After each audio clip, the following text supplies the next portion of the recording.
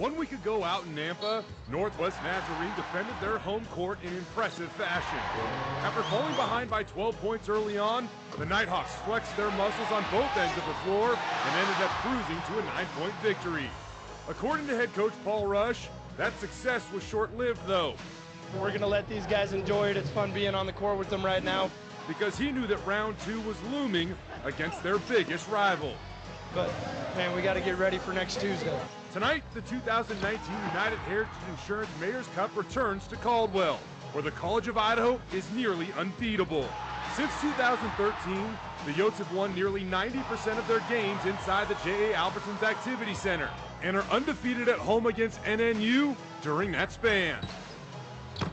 On that note, it's been 7 long years since the Yotes were swept by the Nighthawks, and in order to make sure that doesn't happen this year, head coach Colby Blaine and his boys need to come up with a victory tonight. The 208th edition of United Heritage Insurance Mayor's Cup is up next. College basketball is coming your way on Idaho's very own 24/7. The oldest basketball rivalry in Idaho tips off tonight in Canyon County. 7 Sports presents the United Heritage Insurance Mayor's Cup. Welcome live inside the J.A. Albertsons Activity Center on the campus of the College of Idaho. We are getting set to add Idaho's most storied college basketball rivalry. Welcome on in, Jay Tuss alongside Brian King. 1 week ago tonight, NNU grabbed round 1 of the United Heritage Insurance Mayor's Cup with a hard-fought 66-57 victory. And now, as the game comes to Caldwell, all the pressure is on the Yotes. Jay, I think you're right. I know it's early in the season, but there's a little bit of pressure. This is their home court. It is a rivalry game, and Colby Blaine doesn't like to lose to NNU on their home court. So I think the pressure is on the Yotes a little bit tonight. One guy that's going to have to play better is College of Idaho senior Talan Pinkney, the reigning All-American. He's a facilitator for the Yotes, but last week, Brian, only 1 assist. Yeah, that's right. This is Talan's team. He is a reigning All-American. Maybe he'll be a 2-time All-American. 1 assist last week. NNU did a really nice job of putting ball pressure on him. Talan's going to have to figure that out and get this offense humming. Believe it or not, this will be Talan's 8th and final United Heritage Insurance Mayor's Cup. On the opposite end of that spectrum, we were introduced to a redshirt freshman named George Reedy for NNU last week. A lot of people think he's the future, but after watching him last week, Brian, he's also the present for this team. Hey, this kid can play. 6'5", 190 pounds, a great body. He's kind of a throwback Larry Bird. He does a little bit of everything. He's averaging 13 points a game. He has a 40-inch vertical, so we hear. Maybe we'll see a little bit of that tonight. But if he plays really well, the Yotes are going to have their hands full. One thing I love about this particular matchup, it's the 208th edition of this rivalry, which is pretty fitting considering this is the 208. NNU and the College of Idaho tip off next.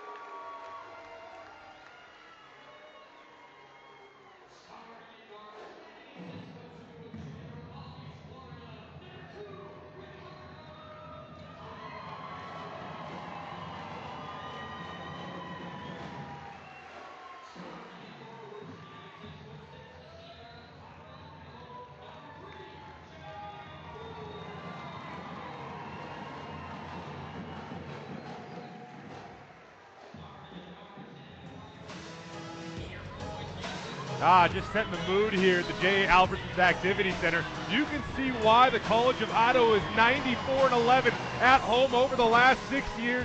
The Yote fam, as they call the students here, provides one of the best home court advantages in the country. We're going to get a look at the starting lineup tonight, beginning with the Northwest Nazarene Nighthawks. Starting in the backcourt, Jalen Fox, the redshirt freshman, looking to continue his strong start to the season. He'll be joined by Spider Adetunji, Beto Diaz, as well as Sam Roth and the redshirt freshman George Reedy in the starting 5. And of course, they are led by Paul Rush. He is in his 3rd year at NNU as the head coach.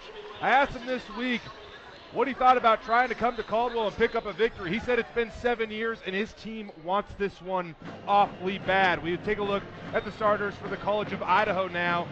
And the same starting five as the last time for Coach Colby Blaine. Jake Bruner, Ricardo Time, Talan Pinkney, the savvy senior, as well as Nate Brunel and Connor DeSaulnier, who will need to play better tonight. He fouled out in just 13 minutes for the Yotes last week. He's their best rebounder and protects that rim when the Yotes like to run their zone defense. They are led by Colby Blaine. He's in his second year at the College of Idaho. Such an impressive start to his career in Caldwell. Only 5 losses so far, and he's closing in on his 40th win as a head coach. He's really got it rolling out here, Brian, and you know, he had big shoes to fill when Scott Garson left, but he's done a great job so far. Boy, big shoes for sure, and he has just picked up where Scott left off. You know, Scott kind of laid the foundation for building a really successful professional program here, and Colby has stepped right in and maybe even elevated it to where it was when Scott had it. Jay Tuss alongside Brian King. Will Hall's going to join us shortly as he's roaming the sidelines. The College of Idaho holds the all-time advantage in this series, but right now, the Nighthawks with back-to-back victories. We'll see who comes away with bragging rights in the 208th edition of the United Heritage Insurance Mayor's Cup. We are underway as the Yotes take the opening tip. And NNU, of course, ball pressure early. Pick Talan up right at half court. They're going to try to limit his touches. I know one guy that Coach Blaine wants to get going early is Nate Brunel, especially from distance. A cold start to the season, but he's a 43% career shooter from behind the arc.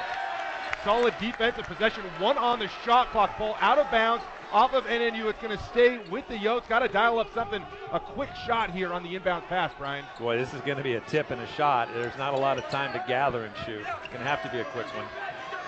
Grab it, shoot it. Ricardo gets it off, doesn't draw iron, and on the first possession of the game, NNU basically forces a turnover.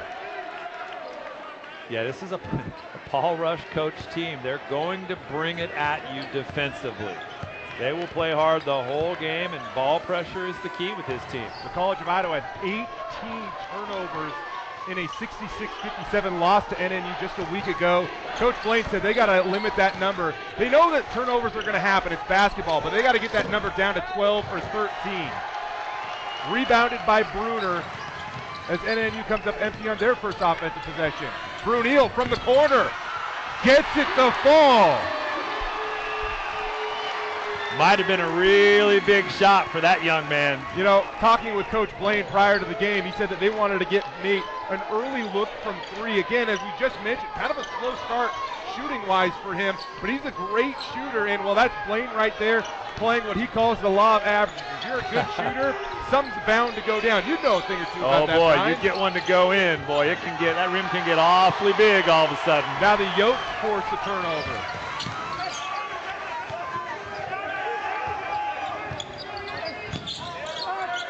The ball has to move against this aggressive defense. Time with the pull-up jumper. Roth with the rebound.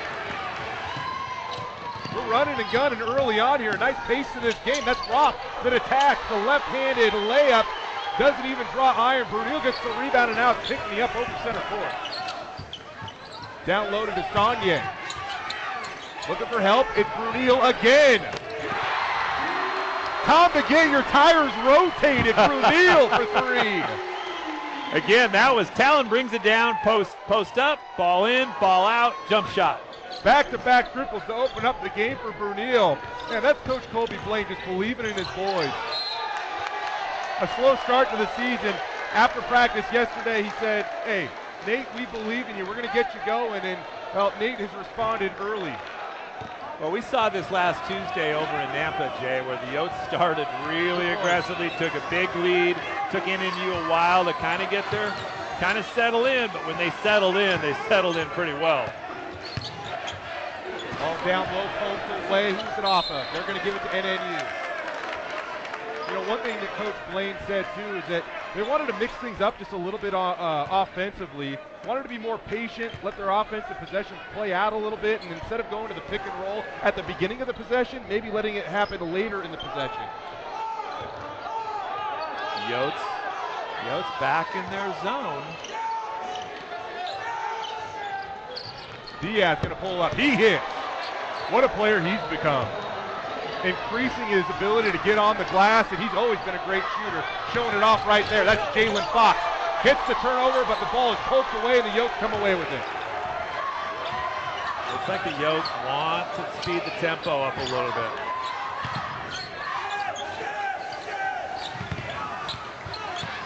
Pinkney over to Bruner. He's going to pull the trigger. No good. Battle on the boards. And Spider Adetunji doing what he does best, coming away with the rebound. A pretty good energy early. I mean, there's a fast pace going right now. Castagne impacting the game. They didn't have that a week ago in NNU, but he gets the block, and it leads to a run out. Talan Pinkney and one, and here comes the Yotes fam. What you expect out of an All-American here in Caldwell. Really nice play by Talan. Take another look at this one. Defense leading to offense, and a good start for Talan Pinkney and really Connor Castagne. He fouled out in 13 minutes last week. He averaged a block shot a game last year. He was their top rim protector a year ago. He can be that again, and it leads to an easy bucket and an and-one opportunity for Talan. Yeah, Connor is really critical to the success of this team this year. They're not big anyway. They've got to have him in there. You know, something that I found out just moments before tip-off was talking with Talan Pinkney. He was actually involved in a fender bender a little bit earlier this week. Somebody hit him from behind, so he has been able to practice, but we'll see how he plays really this evening. He said he doesn't think it's really impacted him too much. Yeah, so far so good. There's the patented 2-3 zone from the Yotes. Impacting the shot, an off-balance look by Beto Diaz, and he misses. Good pass. Go to work, big fella. Castagne pump fake down low, lays it in, and the Yotes are off to an 11-2 lead. You knew the College of Idaho would respond, considering what happened a week ago over in Nampa, and boy, have the Yotes responded, playing with an energy that we didn't see out of them the last 25 minutes of that contest. That is true. Of course, that was their third game in 5 days, so fatigue may have had something to do with that. They are well rested tonight. Oh, that'll silence the crowd for at least a moment. Diaz with his second bucket of the ball game. He's got all 5 for NNU so far.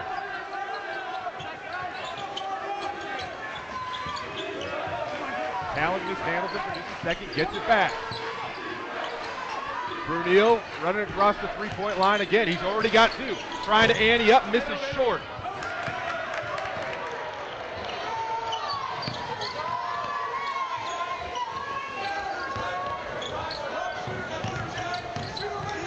Sam Roth attacking. Nice bounce pass down low to Spider. Can't go up with it. Spins it back out to the perimeter. Now it's George Reedy. Gets fouled. Pretty good defense by the Yotes that time. And again, offensively good for NNU. Very patient. He gets the free throw.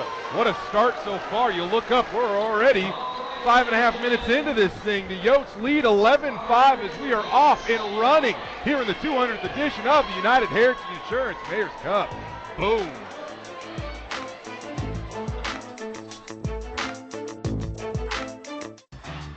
You know, the Caldwell Family YMCA is dedicated to healthy living, social responsibility, and youth development.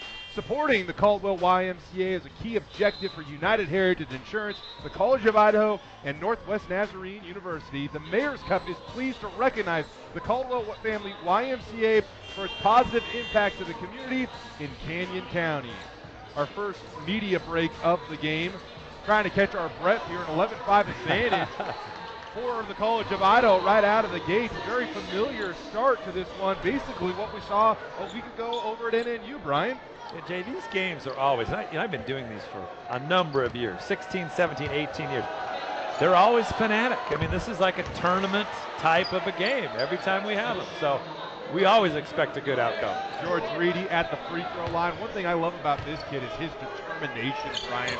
He makes 1 out of 2, an offensive rebound by Diaz, but you know, Coach Rush really believes they got one heck of a steal in the recruiting process, being able to land Reedy, and we talked about that last week. What I found out this week, though, is how much motivation this guy has to make other GNAC opponents pay for it. He sent letters to almost every GNAC school, especially the ones up in Washington, all of them offered him walk-on spots. Coach Rush gave him a scholarship, and now Reedy's calling this his revenge tour, especially once conference play begins.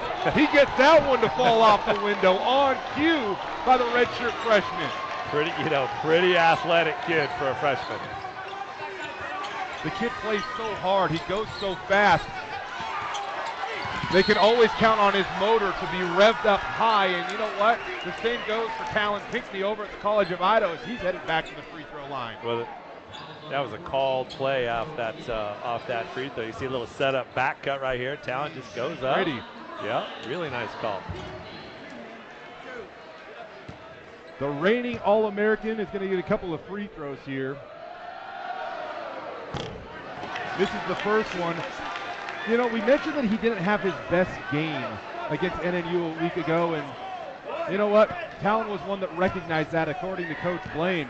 When I asked Coach Rush, though, how he expects Talan to come at him today, he says he's going to be a lot more aggressive, and he expects Talan to attack the basket, get downhill, and create offensive opportunities for his teammates off of that, and I think that's what we've seen so far out of Talan. Yeah, that's exactly what the Yotes need him to do. And of course, Coach Rush would know, because Coach Rush coached Talan at Capital High School and won a state championship, so they are very familiar with one another. The two are very close, very connected. Coach Rush says in every game, but 2 games a year, he's a big Talan Pinkney fan.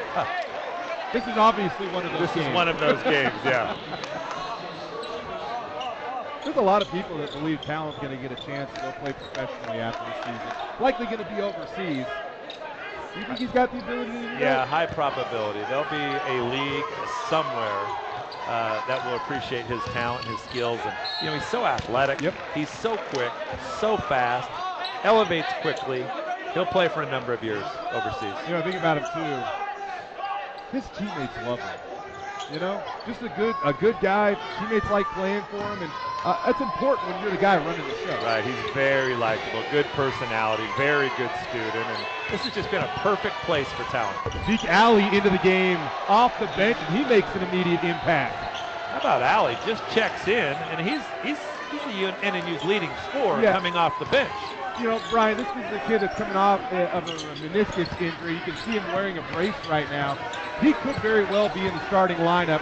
By the time he gets back to 100%, it's likely just going to take a little bit of time. And look at that, Jalen Galloway. He had a great game a week ago off the bench. And, man, this kid comes in and usually puts the ball in the bucket. Boy, that was a great move with a lot of confidence by Galloway. Now you have Alley responding with a little floater in the lane. He's made it look pretty simple twice in a row. Galloway for 3. Not trigger shy there. Boom. You think he's having fun out here? He's having a little fun. He's having a little fun. He's ahead. Check in. I'm 2 for 2. It's no big deal. This is the kid that was recruited by both of these programs. Said that he just felt a little more of the love in Caldwell, and that's why he's a Yote. Boy, we got a shootout going here. Diaz with another bucket. You can definitely tell these two teams have a few games under them now. Last week, neither team was great offensively, but both off to a very nice start. As we see a little bit of defense, though, out of George Reedy, swatting away the shot attempt by Ivory Miles Williams.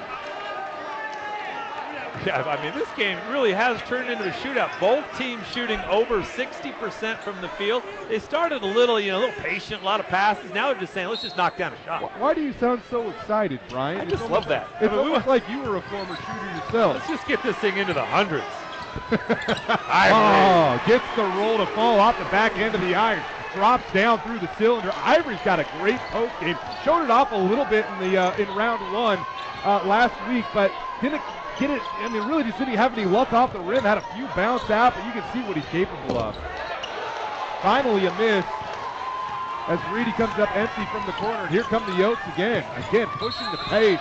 And those freshmen out of Bellarmine Prep and Tacoma, Washington is going to get whistled for the walk. My goodness. Tempo, we like it. We ticked down under 12 minutes to go in the first half. An outstanding start to this ball game. The College of Idaho up 19-14 at the J. Albertsons Activity Center.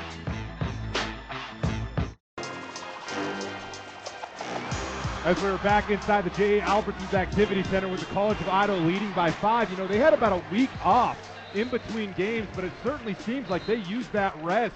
So, well, rest up. Will is over by the College of Idaho huddle as we speak. Yeah, JT, caught up with Colby Blaine yesterday. He mentioned to me he hopes the 3 C's show up tonight at home for his program. They are comfort, confidence, and crowd. He said last week against NNU, shooting 19% from beyond the arc, more of an anomaly than anything. He has players that are plenty capable of hitting the outside shot. He says it starts with shooting with confidence tonight at home, a place where they are 94-11 since 2013.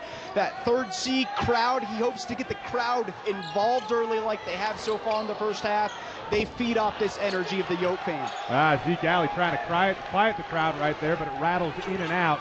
You know, one thing that Coach Blaine told me is that the last week during practice, as Galloway rattles in another 3, they actually kind of kept it simple because he did want to focus on one of those C's being confidence. They don't want to make things too complicated for his boys, and I think that they've really responded and shown some confidence early in this game. Spider Adetunji up with the layup. Galloway again, an easy look as Derek Wadsworth finds him under the rack. Again, just a shootout, and this is a squad on the floor for the Yotes right now that is not their starters. Jalen Galloway already has 10 points. He's only been in the game for about 3 minutes. Jalen thinks he's a shooter all of a sudden. Nice contest down low. Whistle after the rebound. It's going to go against Spider Adetunji. Now Sam Ross going to take a break as Jalen Fox checks into the game. You know, one thing about Jalen Galloway is he did get off to such a great start last week, and Coach Blaine, he took it upon himself, and he said, yeah, that was his fault. He should have played Galloway more in that contest because they weren't getting offense, and he was instant offense. He is kind of a new piece despite being a sophomore. He only played limited minutes last year, so they're definitely trying to find him more time, especially when he's playing like this. One thing I will add, though, is that as he continues to grow this season, Coach Blaine says they're getting awfully close to just taking the reins off of Galloway and letting him go, and I think that we're seeing that a little bit tonight. He might have taken those reins off about 20 minutes ago because he's touched it 5 times and he shot it 5 times. Oh, my goodness. A lot of confidence. Over in the corner to the freshman. He misses. Galloway pokes it away. The Yotes come away with an offensive rebound. That is an area that really might make an impact on this game. Who rebounds the ball better on the offensive end? And right there, it pays off for the Yotes with a big bucket. Their lead is back out to 9. Well, this is a team that was shooting 21% from the three-point line. Historically, that's not what the Yotes do. These are shooters, and they're showing it tonight. Diaz tries to answer right back. Here comes Derek Wadsworth, the Preston alum. He misses. Galloway fighting again. No, excuse me. That was Ivory Miles Williams with the offensive rebound. Spider Adetunji going to get called for the second foul. What effort on the offensive glass here over the last couple of minutes by the College of Idaho. This is an area, Brian, where Coach Blaine says he wants his guys to take risks. What does he mean by that? Well, I think he wants to, again, it comes back to that confidence and Colby taking the reins off or having them a little too tight. He just wants them to play. Go take a chance. Dive on a loose ball. Run through a passing lane. Take a risk. See what happens. They're taking them, and they're working right now. Bruner thinks about a 3, steps inside the arc, passes it back out. Connor DeSagne over to Pinkney. He rises up from 18 and buries it. Talan Pinkney, about a week and a half ago, buried a very similar shot for a game winner when the Yotes were hosting their second game of the season against Montana Tech. They won that game by 2, and it was Pinkney that rose up and buried a game winner with just over a second to go. Well, and that's Talan is all about confidence. Put the ball in his hands in those situations. He thrives in that environment. I'll check him out right here, Brian. Just kind of getting to his left. Actually, we're going to go back and look at the foul. Excuse me. Down low, and it's DeSagne that picks it up. And, you know, he's a guy that's very important to this team. Not a guy that's going to score a ton of points for you, but, man, can he impact the game where you need the game to be impacted by a big. Well, it's all C of I right now, but we kind of saw this a week ago as well. NNU will settle in here. They're going to start making a couple of buckets. The College of Idaho let a 12-point lead slip away a week ago. Right now they lead by 13. Ricardo time misses. Gabe Murphy with the rebound. Here comes NNU. Alley pushing, he attacks. Gets into the body of Pinkney. Boy, Alley just looks like he can kind of do anything he wants to do out there. The game is very simple for him right now. You know, that was one thing that Coach Rush said about his junior college transfer who came over from Fullerton College, is that on offense the game definitely looks like it's in slow motion for him because he's got great vision, has a great feel for the game, and really knows what he's doing. One thing that he also added, though, is that last week, you'll notice, Brian, Alley didn't have the best shooting performance. Coach Rush said that he didn't fare very well against the zone, and he kind of anticipated that by even Alley's performance in practice. But after having experienced the C-by zone for a game, expected more out of Alley tonight. And well, he's already got 6 points. Yeah, he's a very comfortable shooter. I wouldn't be worried about him spotting up out there. Pinkney going to try to penetrate. Now he's going to go to the post. Over to Brunel, drives in, can't get it to fall, but he's going to go to the free throw line. But Jay, you mentioned taking the reins off and wanting C-by to take a risk. That's kind of how they're playing right now. They've gone away from their patterns and their sets, and they're just making basketball plays. Ultimate confidence boost, right? Yeah, 17-6 run right now when the reins came off after those first couple of minutes. Brunel makes the first free throw. He is a senior out of Rocky Mountain High School that transferred here from Snow Community College. He's averaging just under 10 points per game in 5 contests this year. A year ago, averaged almost 13 points and 5 rebounds per game. He is an athletic guy that can really shoot it. Boy, he can do a lot of things. That dunk he had last Tuesday, holy smokes. Nobody saw that coming. One of the best plays we've probably ever witnessed in this Mayor's Cup. Right.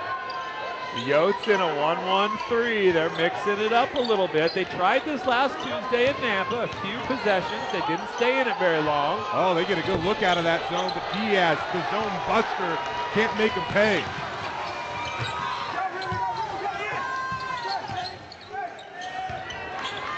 Boy, again, they're just kind of playing street ball right now. Kind of getting about any shot they want, actually. That's that. You know, Talan, when he really gets going, the momentum gets going, and he's playing downhill, they get a lot of open shots. We're going to see it right now. Talan's going to bring it. You see Diaz down for a moment at the other end as it is 4-on-5. The Yotes have numbers. Time with time. He hits. Talan gets it going. Diaz is still a little gimpy right now. Coach Rush is trying to tell Beto to go down to see if they can get him out of the game. Well, this is a new rule. The officials will not stop play. Gabe Murphy went up to try to lay one in. Connor DeSagne whistled for his second foul. And now that there finally is a stoppage, Diaz is probably going to come out of this game. Couldn't quite see what happened to Beto down low. Get a second look. Here's Alley again. Kind of getting anything he wants. I didn't see if they called that a foul or not. I'm not sure, but the Yotes are doubling up the Nighthawks 34-17. We take you to center court, though, for a check presentation. United Heritage Insurance has a special check presentation to Eric Bullock, the executive director of the Caldwell YMCA. The College of Idaho and Northwest Nazarene University would like to thank CEO Dennis Johnson and the staff at United Heritage Insurance for their continued support of the United Heritage Insurance Mayor's Cup and for helping partner with one of Canyon County's great charities. The Caldwell YMCA, in this same spirit tonight, is Donate a Dollar Night for the YMCA Strong Kids programs. Going through the crowd right now is a YMCA Kids with basketballs to collect your dollar donation. United Heritage Insurance does in supporting this rivalry, and obviously we're big fans of the YMCA. We peek in on NNU's huddle. You know, so far this season, Brian, one thing Coach Rush said that he really loved about his team is they haven't flinched when faced with adversity. In 2 of their 3 regular season wins, they actually had to overcome a significant deficit in order to come up with those victories.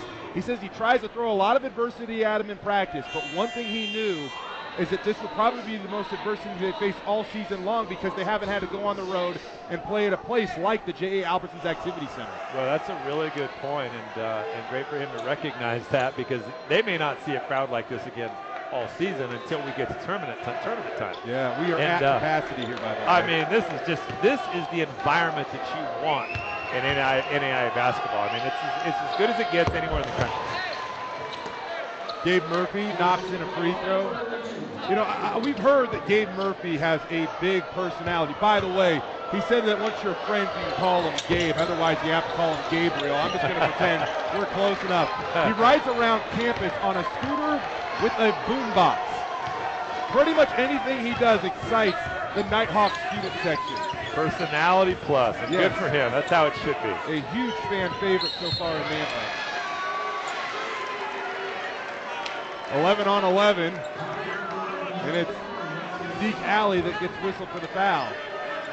Getting close here, and actually this is going to result in a 1-and-1, as that was the 17th foul for NNU. Well, a lot of confidence for C of I offensively. That ball is just kind of humming all over the place. They're getting any shot they want. And that's really what bothered them last Tuesday in Nampa, was the ball pressure by NNU. C of I just couldn't handle it. It was more than they had expected at the time. They've had a week to work on that, though. You know, one thing about this team is that they always, or almost always, play great defense. If you look at their numbers coming into the game, Brian, their defensive statistics are pretty good. Where they needed to see an improvement is on the offensive end, and, well, you can see it right there, 36-18. They're doubling up NNU. Fox turns it over. Normally sure with the ball, can't hold on to it there. Ball poked away. Galloway is able to come away with it with 22 on the shot clock. O'Neal drives, looking for help. Over to Wadsworth, a deep 3. Misses off the right side of the rim. This would be a good time for NNU to get a basket. They're due. They're shooting right from way downtown. Looks like there was a little bit of contact on the shot. They don't get the whistle there, but they do get it with Gabe Murphy battling for the offensive rebound. You know, Jay, in games like this, you expect there to be a number of runs. This has been a C of I run now for a long time. It's time for the Nighthawks to make a bucket or two. The 6'9", 220-pound redshirt freshman out of Tracy, California, headed to the free throw line. He's averaging about 3.5 points per game, but you've seen him make an impact on the rebounds. How's this for production, Brian? He's averaging 6.3 rebounds in 12 minutes a game so far this year. If you're pulling down 1 rebound every 2 minutes you're on the floor, you are going to be a key contributor to your team. Yeah, you might find yourself out there a little more often.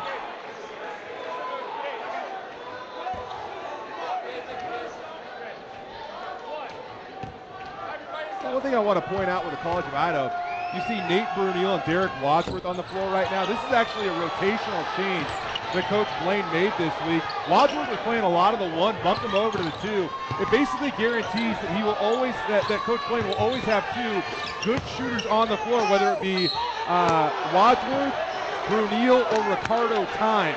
It guarantees them having a pair of shooters on the floor at all times, or 2 of them at all times. Murphy wearing out a path here to the free throw line. Back to the charity stripe again. That's a big body in there. I mean, you get the ball into him, good things are going to happen. Nice touch from the free throw line. Was told that when he arrived on the campus over at NNU, really didn't have much of a jumper, but that's something he's actually developing, a little bit of a mid-range game. He's always had great hands around the rim. The soft touch right there results in another point for NNU as they cut the deficit to 16 with 6 minutes and 20 seconds remaining here in the opening half of the 208th edition of the United Heritage Insurance Mayor's Cup. Again, we mentioned on the pregame show that we kind of felt College of Idaho had the pressure on them since they lost the first game, but they have played free and easy tonight. Boy, they really have. And, you know, some of it may be the rest that they've had, but they are just playing with a lot of confidence. Could be their home court as well. Like you said earlier, they don't lose here very often. They don't. 94-11 over the last 6 years. NNU hasn't won in Caldwell since prior to the Scott Garson era. You have to go all the way back to 2012. Right for three, off the window. You don't have to call bank here. It counts either way. Hey, they'll take it. Coach Rush will take it. That's a good three. That might just get a little momentum started. We'll see if it does. Pinkney leaves it for Galloway. They say that he, I believe, got it for a charge, I think. Got it for a charge. Yep. Coach Rush has a habit of getting right in front of us. Right? We can't really see what's going on there for a minute. All right, the College of Idaho out to a 36-23 lead. We're back right after this. Now, just a reminder, you can catch my Seattle Seahawks and the Philadelphia Eagles this coming weekend on NBC Sunday Night Football. Football Night in America comes your way at 5 p.m. It's Seattle versus Philadelphia at 6:15. Watch NFL Sunday Night Football on Idaho's News Channel 7. Back underway here. Yotes again back to kind of a 1-3-1 matchup. They're following cutters through. NNU has really struggled against it. They didn't struggle that time. Yeah, you know, that was something that Sam Roth was able to do last week, get to the center of that zone and make a couple of plays. You can see out of that timeout, he's able to effectively do that. I'm also told that Sam's mom's here is here tonight. It's her first chance to watch this rivalry game. Live, that is. Galloway going to work down low, spins, lays it in. He looks like the complete package, Brian. Galloway is on fire. He has now touched it 5 times. He has shot it 5 times, and he's made all of them. You know, one difference between this week and last week, too, is that Coach Blaine is sticking with the hot hand. Boy, why wouldn't you at this point, huh? 12 points early on, a game high. Yotes Miles Williams with the rebound, yep. Leaves it for Brunel, kicks it off of his shin, and now it's NNU that will run. The bounce pass to Roth. Wow, Brunel went up with his athleticism, took that one basically off the backboard, but it's Roth that's going to get a couple of free throws. Hey, we got to take another look at this. So there probably was a foul here, but boy, what a great play. I thought this was an easy 2. Brunel says, no, it's not. Don't bring that over here. That kid is an athlete. This kid, Sam Roth, is a heck of a basketball player. He is. He's a great leader. You know that, Brian, and that's something that even Coach Blaine recognizes. He said that last week you could tell that Sam's teammates really look to him for his energy, and because he plays hard every single possession, that's a really infectious thing that helped really his whole team finish off that game in a 9-point victory in Nampa last week over the College of Idaho. Yeah, he played well, and he played well early. Again, kind of set the tone for him. Struggling a little bit tonight to make buckets, 1 of 5. Boy, there's Galloway again. Jalen's feeling it. Wouldn't have even have faulted him for pulling the trigger on that one. Instead, it's the Yotes that are a little patient. George Reedy, look out. Boom! The one-handed hammer on the run out in transition. NNU back to within 12 and trying to grab some momentum like they did just a week ago in Nampa. Under 4 to go in the first half. That's the play they needed to kind of get this thing going for the Nighthawks. Let's see if I can kind of calm them down a little bit. Turnover out of bounds as Braden West checks in but can't corral that one. Kind of an interesting lineup for C of I in at the moment as well. Man, you can feel a little shift in momentum right there as NNU creeps back to within 10. My goodness, George Reedy cleared for takeoff.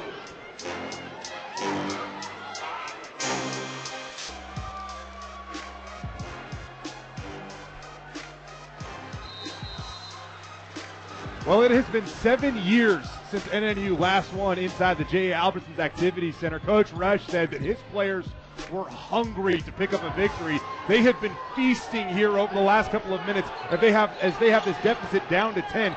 Right, NNU has just found a way to kind of hang around despite the fact that C of I has been playing really well. Yeah, Jay, that's a good point. I think if you're Paul Rush, you don't feel that bad. NNU has not played very well. C of I has made absolutely everything. You're only down 10, and NNU 6 of 14 from the free throw line. I wouldn't be surprised to see this be a 2 or 4 point game by the time we go to halftime. Every point matters. 6 of 14 from the charity stripe. Wow, that has not been so generous to the Nighthawks so far. Down low, one of the posts. Ivory Williams backing down Diaz. Kicks it out. Galloway off his fingertips.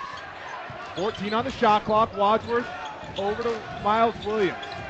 But We're under 10. Yotes have really gone to their bench the last 5 minutes. One starter currently in the game, and that's the way it's been for the last 3 to 5 minutes. First time in a little while that the NNU bench, by the way, has started to come to life after that turnover by the C of I. Everyone on the NNU bench sprang up, clapped up their teammates, trying to grab some momentum as we are under 3 minutes to go in the first half. This would be a really big bucket for NNU. There's their shooter. This Fox can make buckets from anywhere. He pulls up. Miles Williams with the rebound. Galloway. Barely draws the front end of the iron. That was West trying to save it. Miles Williams does over to West. He has a quick trigger but misses. Another offensive rebound. Boy, they're not shy about shooting. Galloway. Unbelievable. You talk about confidence. 6 of 7. Wow. You can feel the competitive fires burning a little bit there too after Galloway drilled that one right in front of the NNU bench. He turned around, gave it back to the Nighthawks a little bit. I wonder if Coach Plain, when he took that second one, was like, oh, wait a minute, James. Nothing but net. Deflects off the knee of West. He's going to stay with NNU.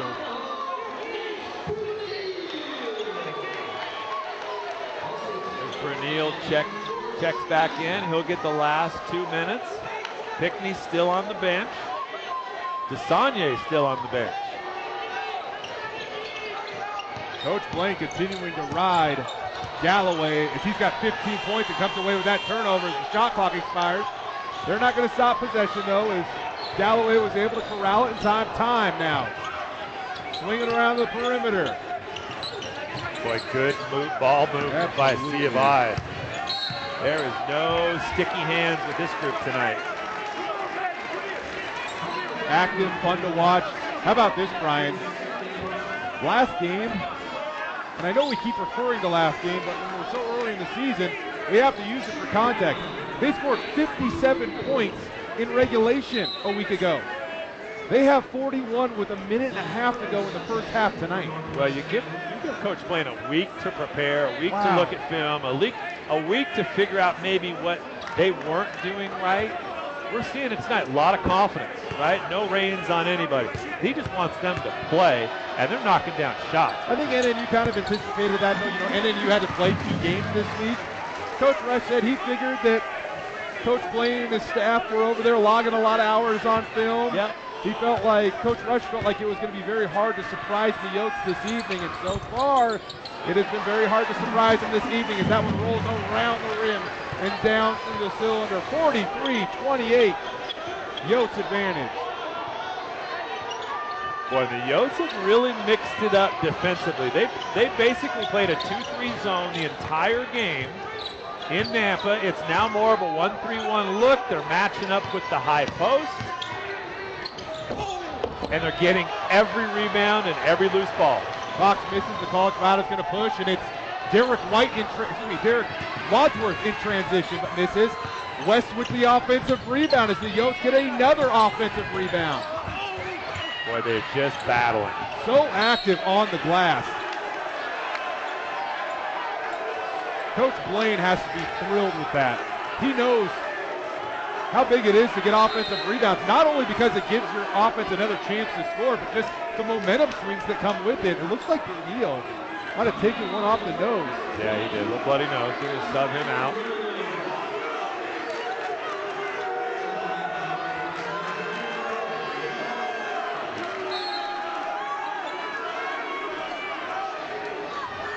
I know Will's walking right over now to see if he can check in on what happened to Nate Bernil as he left the court. It looked like he was bleeding from his nose potentially. There's a miss right there. Will, could you see what happened to Nate Bernil by chance? It doesn't look like he'll be out for very long. Okay, thank you, Will. Appreciate that. Closing in on the final 25 seconds of the first half. There is about a 9-second difference between the shot clock and the game clock. Got it to their shooter. Offensive rebound by Ivory. Miles Williams puts it back up and in. 10 seconds to go. NNU going to hold for the final possession. Alley trap, cross-court pass for Reedy. 2 seconds, got to put it up. Fox does, but it is blocked by time. Holy smokes. It's halftime. This place is going crazy.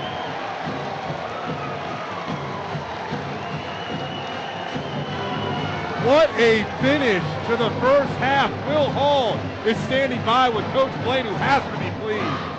Colby, you had 5 3-pointers total in game 1 week ago. First half alone, you already have 8. What's been the key to your success shooting from beyond the arc? Shoot with confidence, right? We've actually taken quite a bit of risk in transition, but if our guys shoot with confidence, we make them, we'll continue to win this game. Jalen Galloway, a team high 15 points. What'd you think of the lift your sophomore debut off the bench? His energy's awesome, and he's really under control tonight, but he's rebounding on both ends, and his feet are set. When his feet are set, he's a good shooter. Thanks so much for your time, Colby. Thank you. All right, JT, send it back over to you. I tell you, Coach Blaine, with him, it always comes back to one thing, and it really is about confidence. We have seen his team burst out of the gates to a 45-28 lead here at halftime. The Yotes trying to come back and take round 2 of the United Heritage Insurance Mayor's Cup.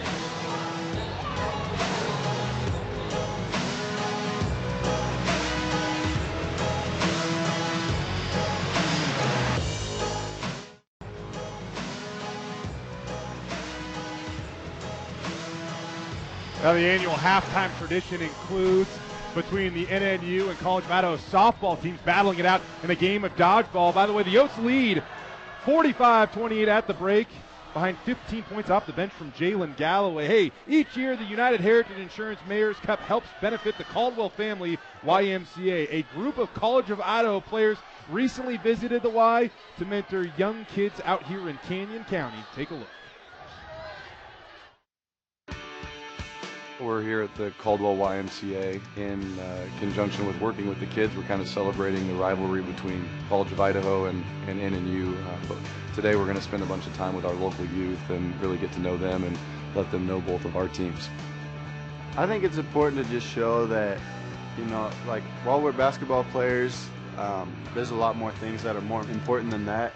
And it's really just a way for us to give back to this community that we both, you know, are surrounded by. This is my 4th year actually, so I've learned something new every year, but hopefully just take away from it that not everyone has it as good as us and that we have the opportunity to impact people's lives, and just hopefully we do that today. I think it's important just because this community supports both of our teams so much, and it's just a way that we can give back to the community and show that we care for the community and that we appreciate the support too. These are great male role models in our community who are doing great things, and although they're competitors on the court, they're friends off the court, and the kids get to see that and they get to interact with the players on that kind of terms. I think it's special that the local youth get a chance to really get to know our guys and have positive role models to look up to. Our guys do a great job of teaching young people how to grow and how to be better.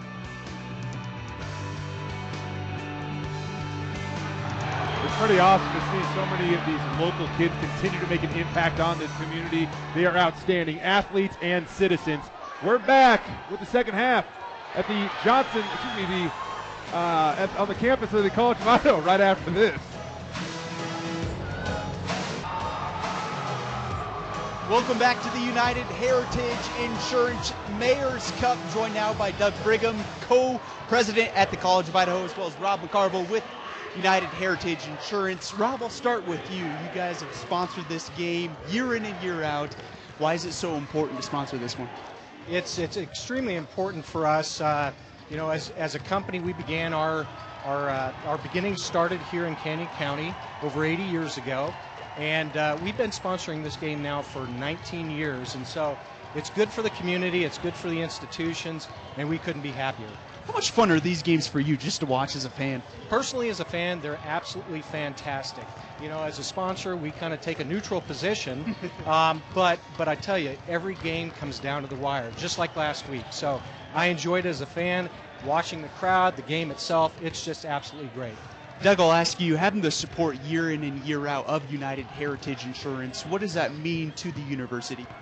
Well, it's huge for us. I mean, we've been in this partnership for 19 years now, I think, and having somebody like United Heritage that gets small college basketball, gets the small college experience, I mean, that's huge. This is the only game these guys will be on TV for this whole season, and so we can't thank them enough. They're a huge part of what we do. 1 week ago, we were in Nampa, and then you celebrated on their home floor. Being able to have this one at home in front of the Yote fam in Caldwell, how meaningful is that for the university and for you? Oh, it's going to be fun. You know, win or lose, it's going to be a great environment. Obviously, we want to come out on the right side of this and have some of our fans celebrating and get the Mayor's Cup back to Caldwell like we deserve it to be, but it's going to be a fun environment either way. What's it mean to you to have a guy like Colby Blaine leading your men's basketball program? Well, first and foremost, Colby gets it. Colby's all about the student-athlete experience. He's a great coach, but these kids are here for the environment and for the learning atmosphere. He's huge. Guys, thanks so much for your time. Enjoy the second half. We will have more right after the break.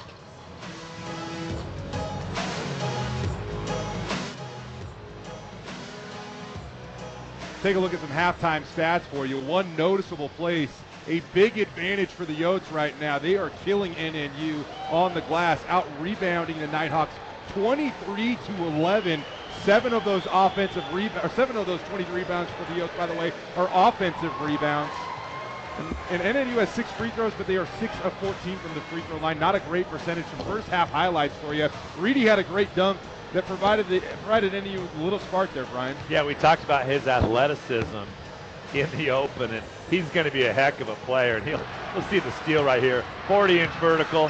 He just makes that look easy. Tomahawked it down.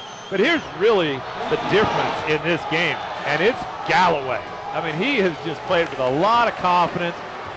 7 shots, 6 of 7 from the field. The one he missed, he got it back 30 seconds later and hit another one. Absolutely. Reedy pulled NNU to within 10. Galloway recaptured that momentum, putting the Yotes up 13. He has 15 points off the bench, a game high. The Yotes lead 45-28 at the moment, a 17-point advantage. We'll see if Coach Blaine can lead his team to victory. The second half is up next.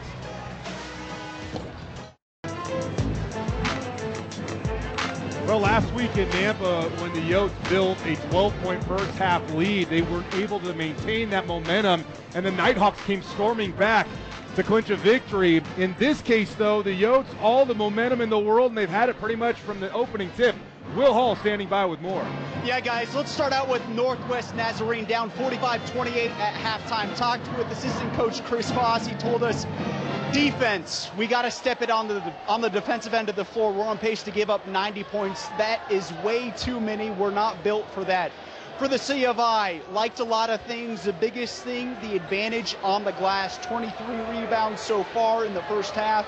That led the way to more opportunities on the offensive zone. He says we're shooting with confidence. Continue this for the next 20 minutes. Carry over that momentum from the first half into the second half.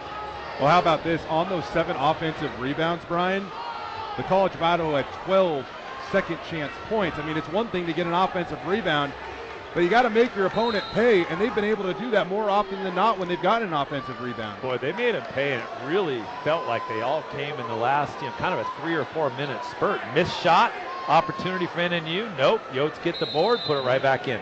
And that really is. That's almost 2 points per possession on the offensive glass. I mean, between the offensive rebounds and the missed free throws from NNU, I mean, this would be tied up. So NNU, again, has not played very well, and they're still in this thing. I mean, outside of what Will said, talking to NNU's assistant coach, you got to believe that Coach Rush pointed that out to his guys as they just can't get a layup to go right there. Well, Diaz made a nice cut to the basket. He just didn't finish. I mean, you got to go make that thing go in the hoop.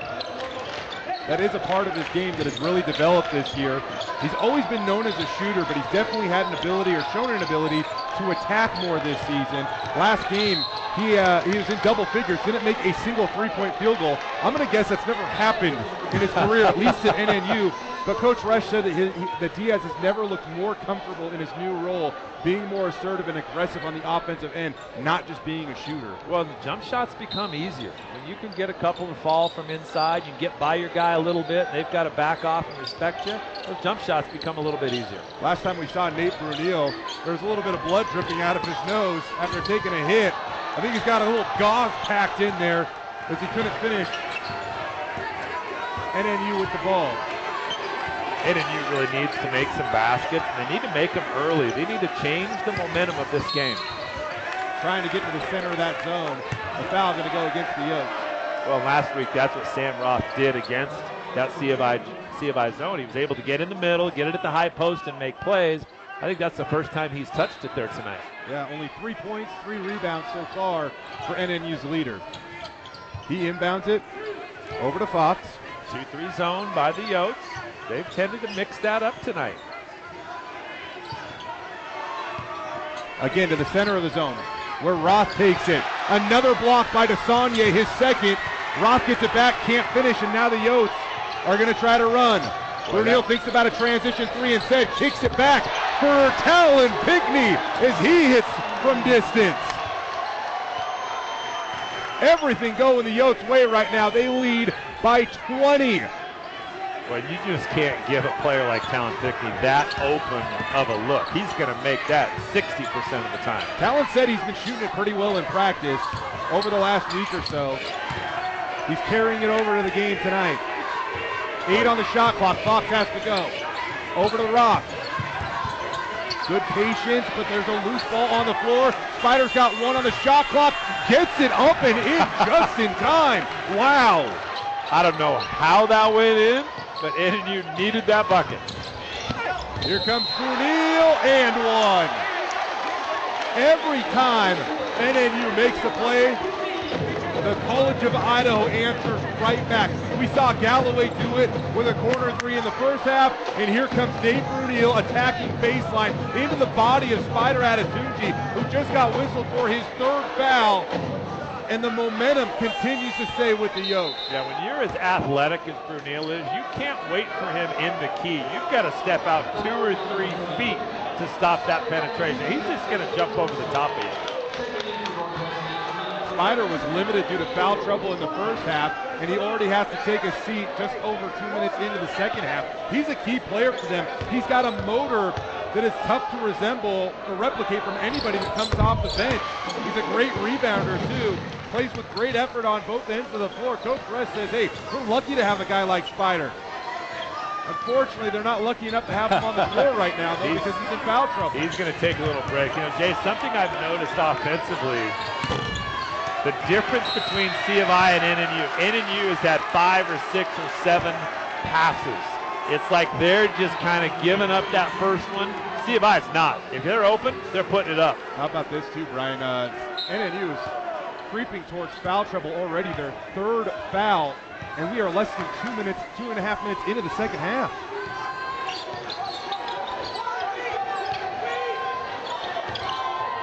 NNU again to their man, and Pinkney. Talan wide open again. Offensive board, their 8th of the game. DeSaulnier going to take it right at the body of the freshman, but he misses. Diaz with the rebound. Oh, and a good rebound by Diaz. NNU pushing Reedy with the layup. Great find by Fox in transition. Nighthawks needed that basket. Now they need a stop. I can't tell you how many more times we're going to see that connection in this rivalry. Both Fox and Reedy are both redshirt freshmen. Time around, curls and hits. It's exactly what I talked about. The Yotes are taking the first good shot that they get, and they're taking them with confidence. I couldn't tell if he was on the line or not for that. It was close, but they give him a 3. Another turnover for NNU. Time open in the corner. He's going to pull it down. Pinkney to the corner where Brunel is. Rattles home a 3. Don't look now, but it is a 25-point game, and Rush is going to call a timeout. I would have bet you $1 million that this would not be a 25-point game early in the second half. And you're a finance guy. Holy smoke. He values the dollar. Wow. Well, maybe $100. Now that you put it that way. What a game so far. What a response. 57 points last week in regulation. The Yotes are at 57 points with 16:26 left on the clock, and right now they are on pace to crack the century mark, which I know would certainly be to your delight, Brian. Oh, we love those games. We love those, 106, 102 games. I mean, those are the great ones. It's kind of interesting talking with Coach Rush this week. He said that he was going to be more inclined to take quick timeouts because of the Yote fam. I'll continue the story in just a second as we head to center court for a check and presentation. Northwest Nazarene University would like to thank Rob McCarville, CEO Dennis Johnson, and all of the staff at United Heritage Insurance for their continued support of the United Heritage Insurance Mayor's Cup.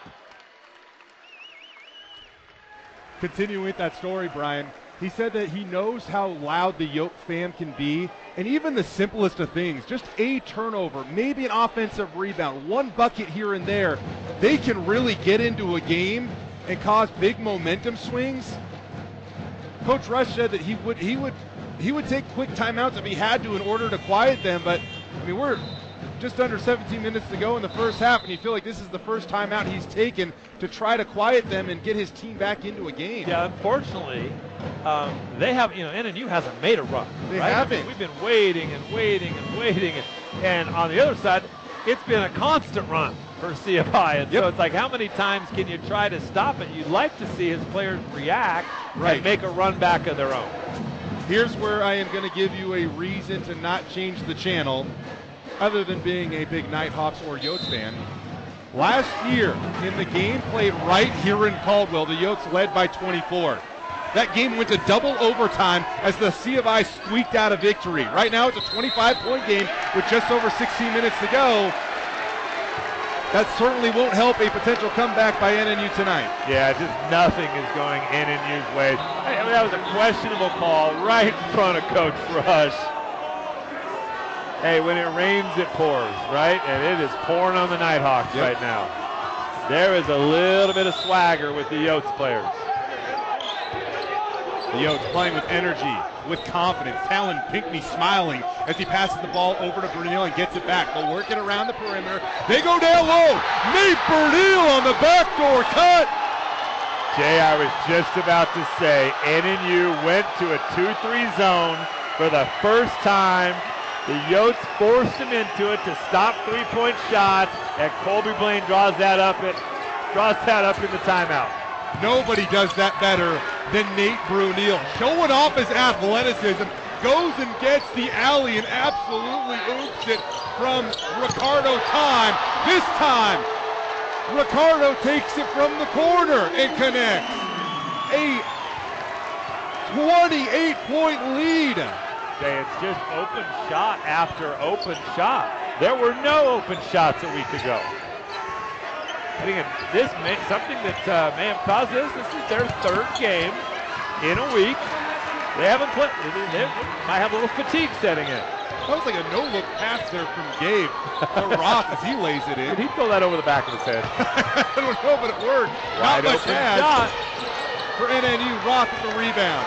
Here comes some reinforcement for the Yotes off the bench. Time, able to active hands, pokes it away, and now it's Time into the open court. The layup is good. Boy, that may have looked like an easy layup. That was not an easy layup. That was a great finish by Ricardo Time. Alley to Reedy, saves it from going out of bounds. 15 on the shot clock, a little Euro step there by Alley. He's going to get to the free throw line after attacking the rim. Boy, again, Alley, he got it up. You thought that was going to fall in. It just didn't fall in. We're all kind of looking up here, wondering if there's a stoppage. There is. We all get to catch our breaths, but my goodness, Nate Brunel providing the play of the game quite potentially, and then Ricardo Time with the layup in transition. The Yote fam enjoying this one as their team leads by 28 with 14:30 remaining.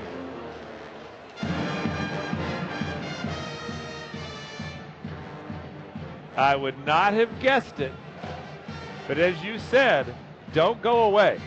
We've seen a lot of these basketball games. A 20-point lead can evaporate in a number of minutes. You know, we've mentioned that the Yotes had the weekend off. They said that they actually went out and they supported the football team. All the guys went to watch this top 10 College of Idaho football team as they wrapped up a perfect regular season. They march into the playoffs unbeaten this week. They play this Saturday at home against Ottawa University. Ottawa out of Arizona, by the way, not Canada. But a big game. What a huge week. As Coach Blaine trying to get redemption for what happened last week. And in just a few days from now, the College of Idaho football team will take the field over there at Simplot Stadium. Really everything that Marty Hawley probably envisioned when he brought football back to the university just a couple of years ago. And now you have two programs that are in the top 10 playing out here in Caldwell. That's a really good point. There's a lot of momentum on this campus, and you can just feel it. The student section is here. The other sports programs are successful. Football has had a lot to do with that, and that was really a genius move by Marty Hawley and a lot of the old football players that were involved that played back in the 60s.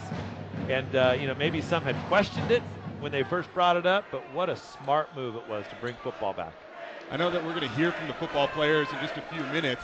Will Hall has an interview lined up. We'll chime in with him for a moment.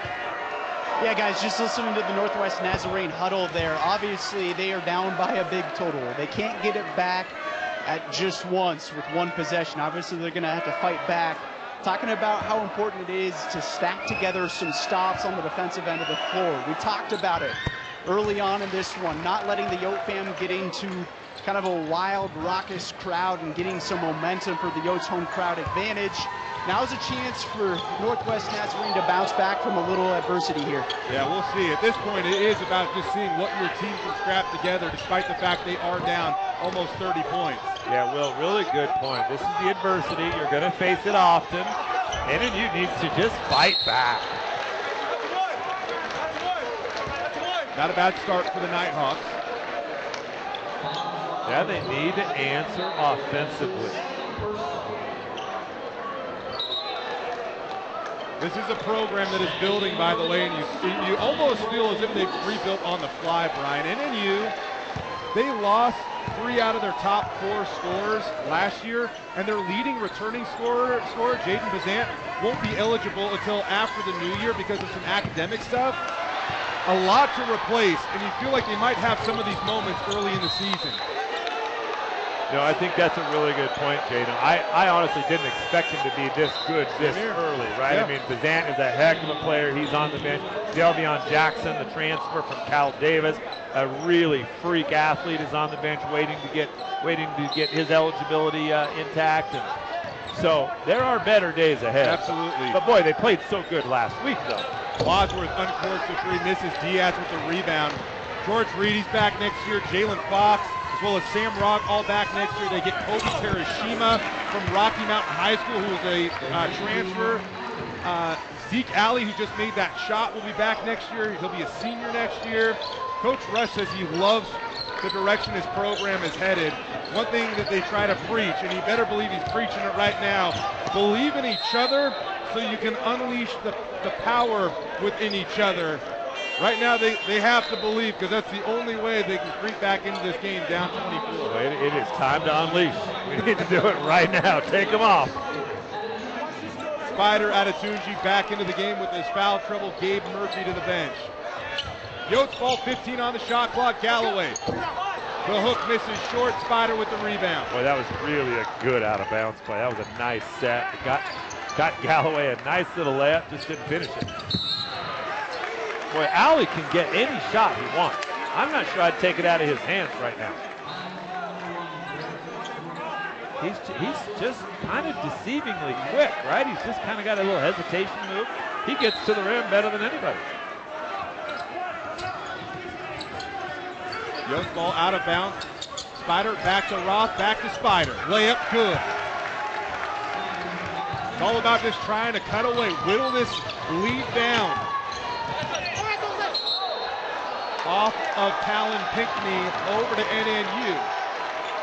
This is what you have to do. You can't score 22 points one trip down the court, Brian. It's all about chipping away. We'll see if NNU can get it back to 20 or maybe even less right here. Boy, what a good time for a Diaz three. Okay, he's going in.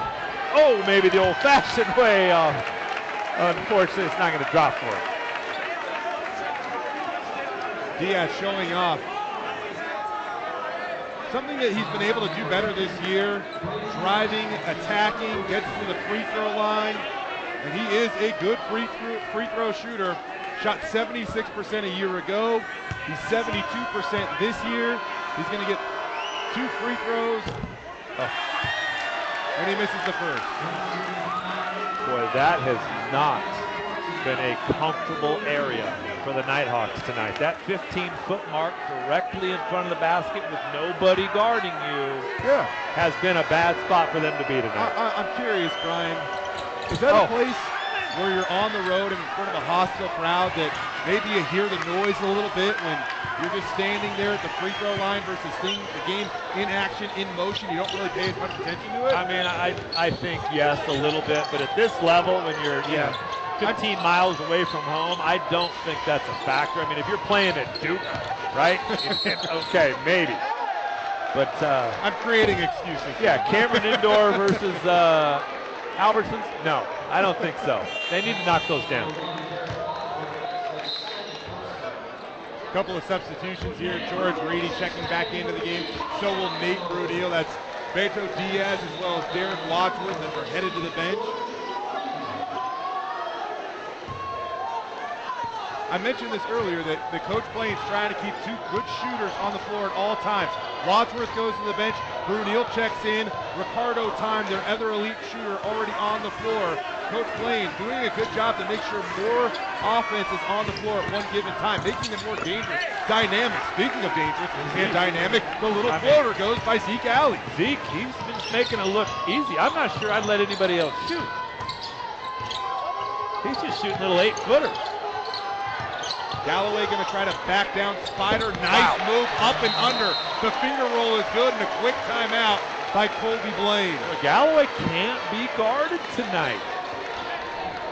You're seeing 2 guys that have been extremely efficient between Zeke Alley and Jalen Galloway. Right now it's Galloway's Yotes that got the advantage. 66-44 with 11:50 remaining.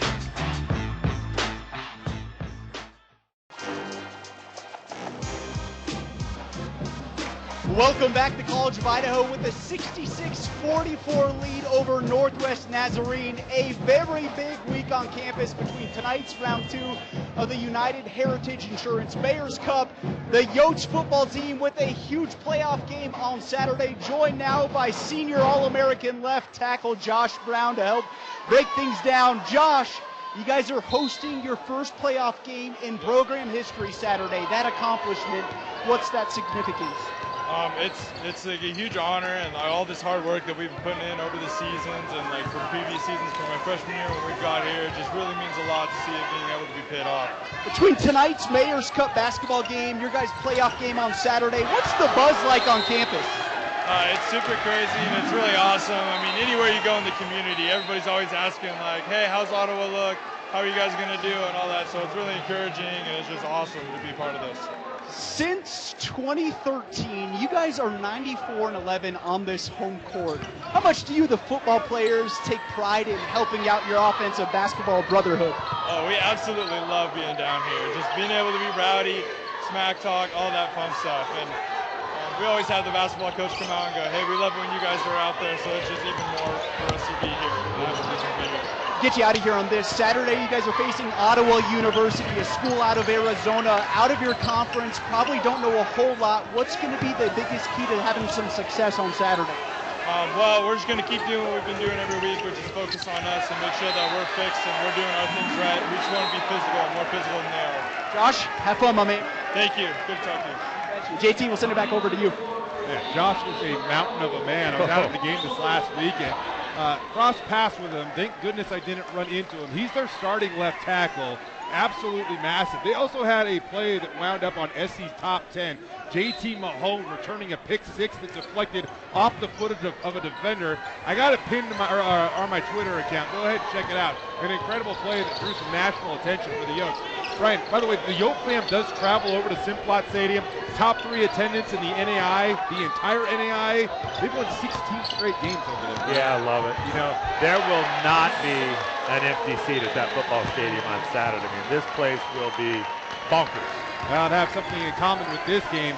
Few, if any, empty seats as the Yotes lead by 24. Alley loses control of the ball. It winds up in the hands of Fox. They'll go it over to Reedy. Reedy into the lane. Gassagna goes down. Brunel gets the block. The Yotes come away with it. Boy, just frustration from the NNU staff and their players. It's just not going their way tonight. Nighthawks trying to fight as Zeke Alley goes to the bench with Zach Ferguson, the Eagle High alumnus, checking into the game for NNU. I think for NNU offensively, first shot's your best shot. 10 minutes to go, down 24. First shot's your best shot. If it's open, let's just not overpass. They've been passing up shots all night long. Kind of taking a page out of College of Idaho's playbook, maybe, where taking some risks, being aggressive. See, I would even say right there that was overpassing. Yeah. Reedy had a little 6-foot floater in the lane. You just got to make that. I mean, it turned out to be a great pass and a great dish, but all of a sudden hands get in there, slap the ball away, you fumble it out of bounds. Just take the first one. See what happens here. We got a stoppage in play. I think there's actually going to be a. He indicated technical foul. I'm not sure where. Delay of game, maybe? Did he knock the ball out of bounds? Potentially. After it went through?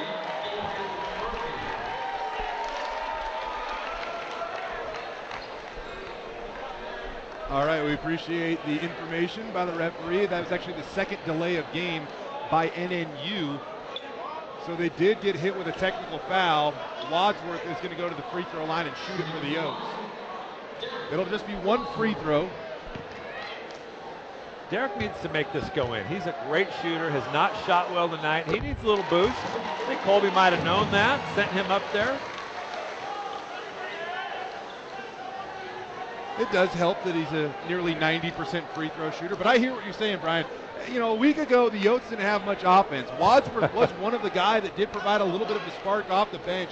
It's been kind of cold tonight, but we'll see if that free throw maybe helps him get he's a great shooter. I mean, when he's open, you expect it to go in. You know, another guy that's going to be a big-time player in the future for this program, Colby actually said they recently moved him to the 2-guard because he can really shoot it with the true freshman Charles Elsey III going over to the point guard position.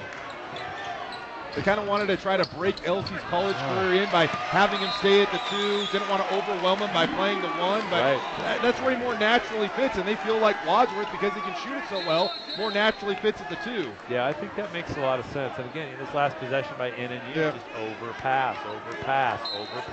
You're onto something here, Brian. Okay, I've said enough. That's it. I'm not going to talk about it again. I mean, Coach King had a great ring to it. Yeah, well, that's a tough job. I'll tell you what. That's being a call. Oh, Connor. Connor, where's the dunk? The big fella. The sea parted. Connor got rolling right downhill. Thought he was going to go up with a one-handed dunk. He's kind of laughing right now like, maybe I should have tried to lift off and finish that thing. It works either way. It looks the same in the box score. 2 points for a dunk, 2 points for a layup. Most kids would have just said, I'm going for it regardless. Connor just said, I'm good. I just take a layup here. What I was about to say is I think being a college or a high school coach is one of the toughest jobs in America. I mean, you have your elite, right? Your Dean Smiths and your Krzyzewskis, but by and large, coaching is a very tough profession. Oh, they called it on the floor?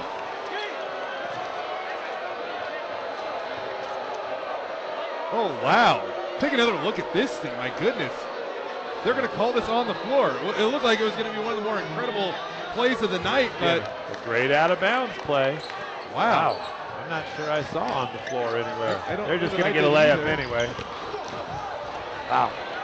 Got a good look, couldn't finish. Come on, Nighthawks. Good possession here. First shot's your best shot.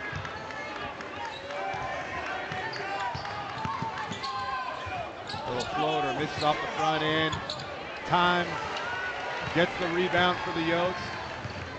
NNU likely running out of time. 8:43 remaining in this ball game. Ricardo misses. There's Gabe with the rebound.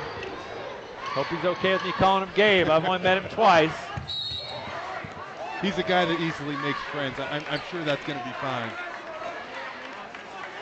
I usually do that with some of the players, though. You get a chance to meet them prior to tip-off, and you go through some of the names. Spider Attitude has a very complicated first name. I said, out of respect, you want me to call you by that? He goes, no, everybody calls me Spider. I'm good with Spider. I went up to Gabe. I said, is it Gabe or Gabriel? And he goes, my friends call me Gabe. I'm going with it. I like it. I like it. Uh-oh. You know, that is the part of the fun of doing this and being around these kids is getting to know these kids and getting to know where they're from and their family. He just said, we just saw Bruner checking out of the game. A year from now, he'll be in medical school. Yep. Right? Good point. He's a college basketball player right now, and Jake Bruner will be somewhere in medical school a year from now. That's a big deal. My understanding, he spent some of his time in Stanley volunteering this summer. He worked at the Stanley Community Hospital. That's right. That's so, awesome. You know, let's not forget these are the future leaders of our community and our country. Bernil misses long. Another offensive rebound for the College of Idaho. Kind of a theme of the night. They've been able to create second chance opportunities, and for the most part, they've cashed in on those second chance opportunities. Boy, I've lost count, but it's double-digit offensive rebounds. There's a kick to the corner. There's the jump shot. And another offensive rebound. And a better look this time for Bernil, who gets back into the lane and is going to head to the free throw line. You know, one thing that's almost just as big as the offensive rebounds for the Yotes is the lack of production on the offensive glass for NNU. Last week when they beat the Yotes, they had 15 offensive rebounds. Yeah, that's a really good point. We always talk about the size advantage that NNU typically has over the NAIA College of Idaho. And, size has really been trumped by heart and energy tonight. With under 8 minutes to go, the Yotes are in full control. We're going to keep it here, though. There's actually a meaningful shot being taken at half court right now by a student. Oh, he liked it. He liked it. I think it was worth $1,000, but he's going to go home empty. Hey, one thing that's kind of cool, Brian, and you actually pointed this out to me, there are a few Boise State basketball players in attendance, including Derek Alston, the leading scorer for the Broncos. He's kind of standing in the upper deck above the Yotes bench, one of the tallest guys here. He's almost hard to miss. Yeah, he has turned out to be a heck of a basketball player for Boise State. I believe originally a walk-on at Boise State. He was. Some thought he probably wouldn't play much. He has got a legitimate chance to be playing in the NBA in a couple of years. And, a 6'10" guy who can shoot it, who can handle it. Yeah. Thin frame, obviously the body's going to develop. That's a good story right there. In fact, just, to mention Boise State basketball, they've got a familiar foe coming into the arena in Boise tomorrow night, the BYU Cougars. A very talented team, a double dip over there. The Boise State women play right before the Bronco men. They host the Washington State Cougars. So we'll see how that turns competitive, but we kind of owe them one from about a month ago in Provo on the football field. Spoken like a true alumnus of Boise State University. We owe the Cougars one. Absolutely. You look at the future schedule for both of these programs. The Yotes stay busy through the new year. They're actually going to get into conference play here in a couple of weeks. A big game that I will encourage everybody in the Treasure Valley to come check out will happen shortly before Christmas. On December 20th, the Yotes host Oregon Tech. Now, the College of Idaho was number 2 in the Cascade Collegiate Conference preseason poll. The reason why?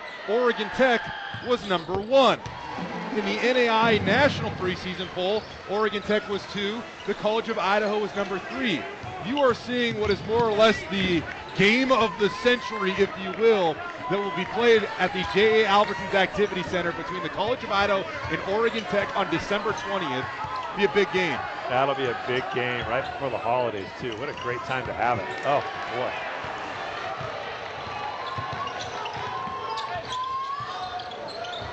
Nate trying to stay hot from behind the arc, gets that one to fall in. He now has 23 points. His season has certainly came to life this evening in Caldwell. Boy, there's a three finally. By the way, speaking of Nate, did Colby Blaine tell you before the game that he was really trying to find a way to get some confidence instilled in Nate Bernil? Trying to find a way to get that three-point shot to go in? I mean, really one thing leads to another, right? It's the coach's confidence in his kid that leads to confidence in the kid, right? Like, you have to have, it all starts somewhere. The point is that Coach Colby Blaine believes in his players so much, and he instills confidence in them. And now you see that Nate Bernil is playing with that confidence. Well, and I think, again, it's absolutely correct. But as a coach, I think sometimes it's hard to stay in that frame, right? I mean, you want to be so disciplined and hold them accountable, and you want to be tough on them in practice, and sometimes you forget that a lot of these kids, they just need you to they need to know that they're your guy. Yeah. You need to love them up a little bit. You have that confidence in them, and I think it makes a big difference. You do, and you know, one thing that we even talked about a little bit last week, Brian, was the fact that the College of Idaho, they bring more guys back. They seem like a veteran crew. On that note, really only Jake Bruner, Nate Brunel, and Talan Pinkney logged significant minutes for this team last year. That trio is really the only group of guys that has really been in the fire in big moments.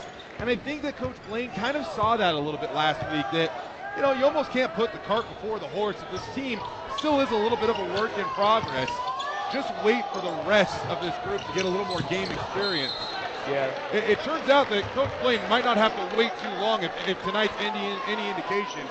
But a squad that is full of potential as they really start to identify their roles on this team and play better together and play with confidence. And, man, are we getting a glimpse of that tonight? Boy, they're figuring it out quick. And these are valuable minutes for these kids. You noticed in the first half, there were only one or two starters in when that big run was taking place. So they're figuring it out quick. Diaz cleans up the miss from Sam Roth and lays it in. Couple of buckets by the Nighthawks. 6 minutes to go. It's a lot of time. I don't know if it's enough time. College of Idaho really playing with a pep in their step despite the fact they are still up 23. Ball poked away. Still loose. Boy, that was a foul right there. Over to the corner. Pinkney with the wide open three, misses. Sam Roth is like, give me this one, not letting it up. And here comes Diaz. Lays it up and in.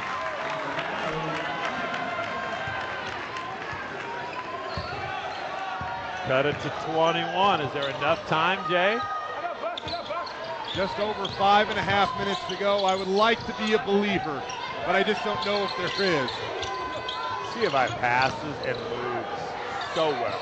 I mean, the ball just does not stay in anybody's hands for more than a couple of seconds. They're going to set something up here. 5 on the shot clock. 3, the fadeaway by Pinkney. No good, and here comes Spider into the Got open Spider. court. Attaboy. Quick timeout by the Yotes. Yep, a little bit of a run. That's the first run we've seen this game.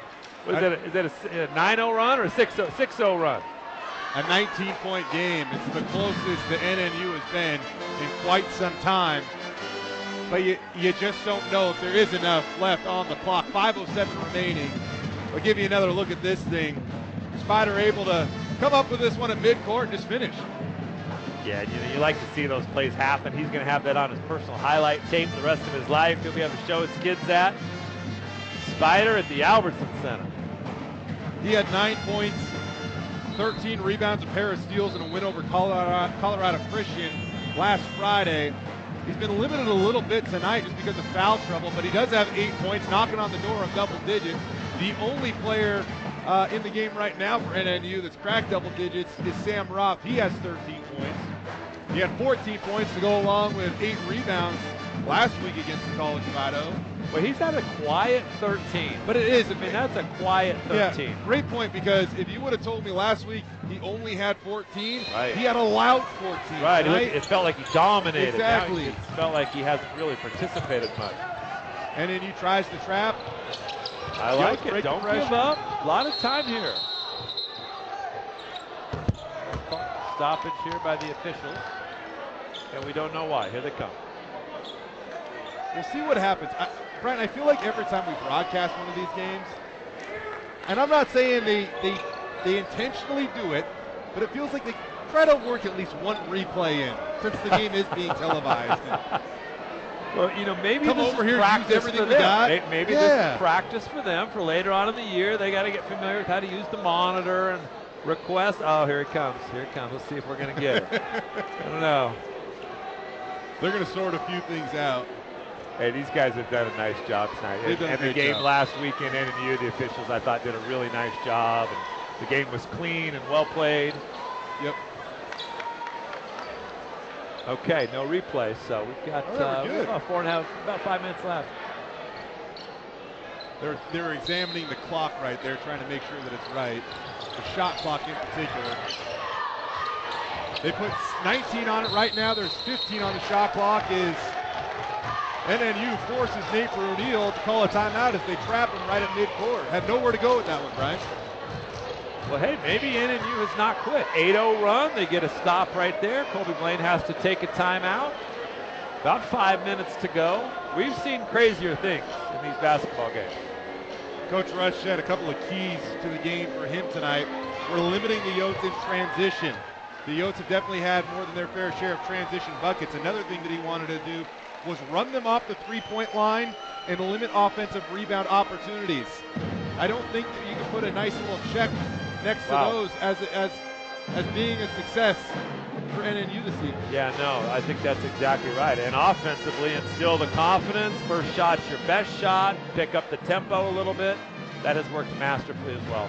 Yotes have drained 12 threes tonight.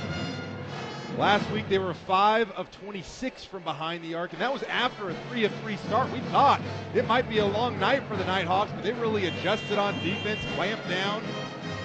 That ball pressure was outstanding, and it really threw the Yotes kind of out of rhythm on offense. Yeah. They have found that rhythm tonight. Really did. You know, maybe fatigue is a part of it tonight. And the glaring statistic I keep staring at is at the free throw line for NNU. They are 10 of 22.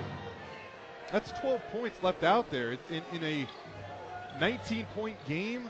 Yeah. You got to make those, and that'll definitely be one of the takeaways from Coach Rush tonight. I mean, and another thing too, how many offensive rebounds have they allowed? That's extra shots for the College of Idaho this evening. I mean, it might seem like that the gap between the two is daunting, but it really comes down to just a couple of things. I think that's exactly right. Of course, C of I has shot it so well. They have. After shooting 21% from the three-point line on the season, they've really made everything tonight. I mean, I think the statistics are about 40% tonight. You win a lot of basketball games doing that. Crossover, Reedy, offensive foul. Reedy plays it like 1,000%, like always going hard. His motor is always revved, but he's a redshirt freshman, which means at times needs to learn how to control the motor just a little bit. Yeah. I'd rather have somebody go too hard than not hard enough. Yeah, that's right. You know, the difference in that play and Zeke Alley's play is Zeke just kind of pulls up and shoots that little 10-foot runner, and Reedy just tried to put his head down, went a little too far. Hey, NNU not quitting. Here comes the full court trap. Alley reaches in, slaps the arm of Wadsworth, and now it's Wadsworth to the free throw line for a 1-and-1. Question for you, Brian. I know that I don't know. I'd call you a former sharpshooter, but I bet you can still light it up a little bit from distance. If nobody's guarding me, okay, I can still light it up. Okay. The all-time three-point percentage leader at Boise State University to the day, might I add. Yeah, I keep waiting for somebody to break that. I mean, it's been long enough, right? Somebody's taking it over. What was it, 52%? What was it at? I think it was 52. Way too high for anybody probably to contend with. But what I wanted to ask you, as a shooter, And this is something that I just found out this year in this game. From game to game, did you know that they use different basketball? The NAI uses a Spalding basketball, while the NCAA basketball is a Wilson basketball. Technically they're the same size, but players have admitted there is a little bit of a different feel. Is that something that you get adapted to quickly as a shooter, or does it take a moment? It kind of takes a moment. Yeah, the balls have different seams on them. Some are skinny, some are wide. When you go to a different arena, you always want to kind of grab the game ball because some are worn out, some are brand new. The brand new ones are slick. So if you're a shooter, yeah. And the other thing is the rims look differently from arena to arena. So you got to check that stuff out too. Well, the rim has looked a lot more friendly to the Yotes tonight. They're trying to polish off a victory. Guess what? It's time to fuel up the old Unit 4 sports rig and head for Logan because the Boise State football team is on the road against Utah State this coming Saturday. Join us for the Bronco Roundup Game Day Show live from Logan, Utah prior to kickoff. The pregame show starts at 7 o'clock Saturday on KTVB. So after covering some games on Friday night, Will and I are going to jump in the sports rig along with one of our wonderful Photogs, Logan. He's actually here tonight. Right now he's shooting beneath the NNU basket, but we're taking Logan to keep it, to prevent from confusing anybody. Right. Logan to Logan. Okay. Well, you guys, almost a chaperone probably. we got a 4 spot there, Brian. Oh boy. It's not. I gotta say though, when I say Unit 4, it's like a 4-door mid-sized SUV. It's not a charter jet. I'm out. Exactly. I knew it. I'm gonna stay here. I like those games on TV. That'd be a big game for Boise State. Big game. Holy smokes. Absolutely. A lot of stakes. Gotta finish. They win that thing, and there is a very good chance. I mean, it would be almost impossible for the Mountain West Championship game not to be held at Albertson Stadium in early December. Boy, let's hope so. That'd be a great event for Boise again. As we know, Boise is an event community. We have a big event, Boise turns out. Okay, you want to talk about events, you can watch either of these teams playing on the court right now this December.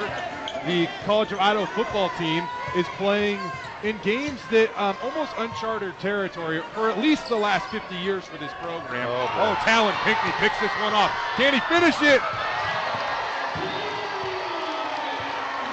He finished it. Good enough. Talan's got he can get liftoff. He's got I thought that he might go up and finish that thing. I thought he was too, but good for him.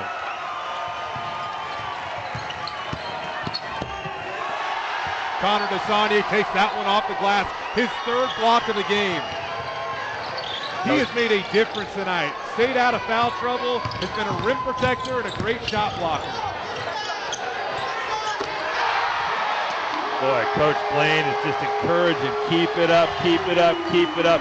These are teaching moments right here. He's preparing for the next game and the rest of the season. Hey, Coach Blaine believes that they might have the most difficult schedule prior to Christmas in NAI, in the entire country. And you look at it, it's hard to argue. I mean, they have to play this team, a Division II team, that will no doubt contend in the GNAC. They will. And then next week they have to go out on the road, as you see Talan Pinkney lay this one in. It's the Thanksgiving trip to California. It's just never an easy trip for them. They have to deal with, exams, the break. It's just always kind of a mentally and physically exhausting trip for them. And it never goes completely smooth, despite the fact how good this program usually is. And then they come home, and they have to play a number of conference games before break. So you better believe, Ryan, that he's trying to create some momentum and figure out his team when he can. Yeah, that's right. And remember, there's no private jets on those road trips either. There isn't. And that's a long van ride. Allie steals it. Misses the layup. Fox with the rebound. 26 on the shot clock. Back to Fox for the corner 3. He misses.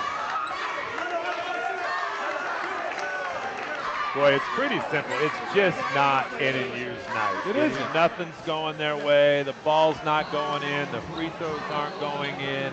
It's just not their night. This will be a very, very good basketball team 30 days from now. It's funny. Coach Rush pointed this out to me this week. Last year's team, Brian, went 20-8. They took 3rd place in the GNAC, which is the highest they've ever finished in that conference. They were picked to finish in 7th out of 11 teams in the preseason poll last year. Guess where they were picked to finish this year, Brian? I'm going to guess 7th. 7th.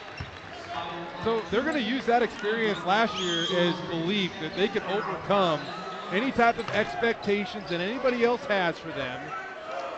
And if I was a betting man, I would be confident in saying that this team will finish above 7th in the GNAC, especially when you consider what they're going to get back as the season goes along. Yeah, that's right. They've got a couple players that'll be eligible here quickly. And by the way, again, we saw them a week ago, and they were pretty good. They were really good. Here's the defense that we kind of saw all last week, right? I mean, guys flying around, giving effort. Hey, that has to be encouraging. Down 23, and the guys are still playing hard.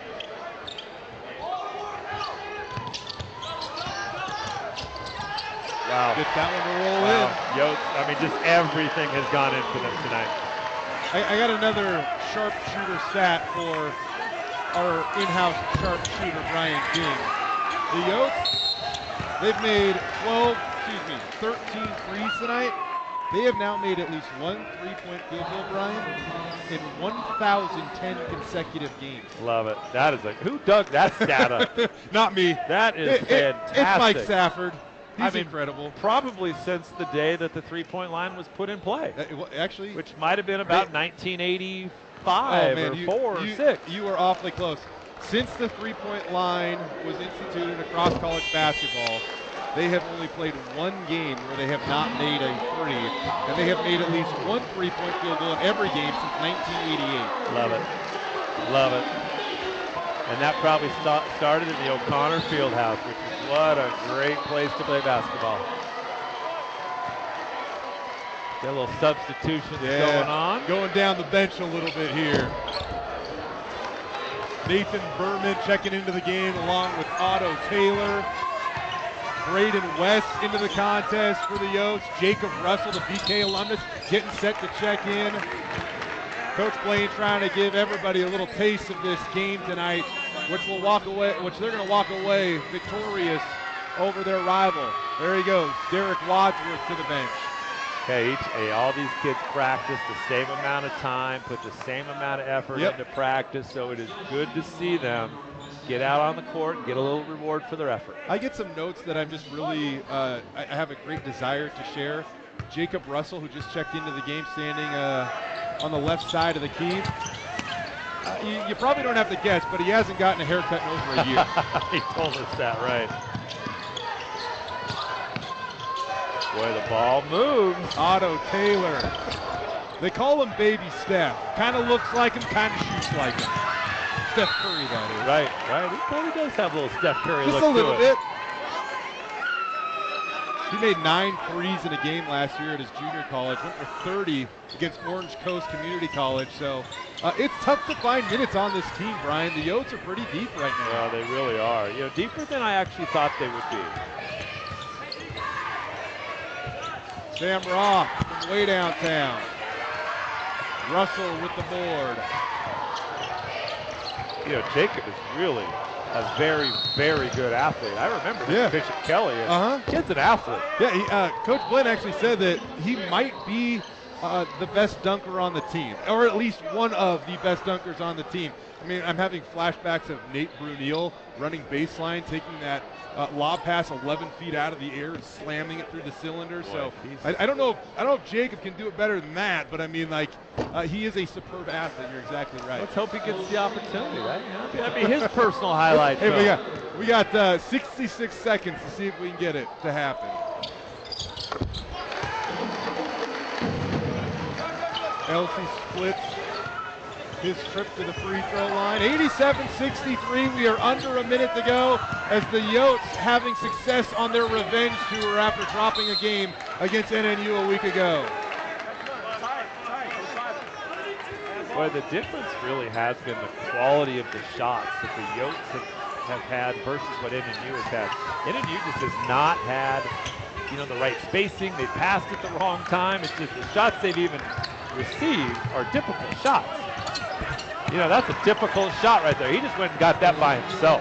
Difficult for most, but Zeke Alley makes it look easy. He really does. He's a nice player. Can't wait for him to get back to 100%. They believe it's not going to be until January, maybe February, until he actually is 100 off that meniscus tear, but he's looked good so far. I'll let the Yote fam tell you if Berman just made that three. I think Berman's going to sleep good tonight. He's going to feel good about that shot. As he should. Good the play. redshirt freshman gets into the game. He's able to make a bucket. Good bucket by Reedy. Gets him up to 90 points. Wow, what an offensive effort by the College of Idaho tonight. Everything was a struggle for them a week ago in Nampa. They could not look more comfortable on the court here in Caldwell. Leave him alone. Leave him alone. Reedy gets his, trims the deficit to 21. But there you have it, the Yotes, for the 95th time in the last 6 seasons, defend their home court successfully here at the J.A. Albertsons Activity Center. The United Heritage Insurance Mayor's Cup is coming back to Caldwell after living in Nampa for over a year. The Yotes win tonight 90-69 the final. Great atmosphere, Jay, to kick off this college basketball season. A big crowd, a big win, and really 2 great games in a period of a week. It's interesting. We have both agreed prior to tip-off, Brian, that it felt like the Yotes, considering the way last week's game went, certainly had some pressure on them. And I asked Coach Blaine about pressure. He said it doesn't necessarily come with having to win the second game after losing the first game, but more so you never want to lose on your home floor. Man, did the crowd make an impact on this one. And maybe pressure is one of the words we use, but maybe the better one is pride. There you go. I think pride really was a determining factor tonight. They don't lose here, and they really don't ever want to lose to NNU here.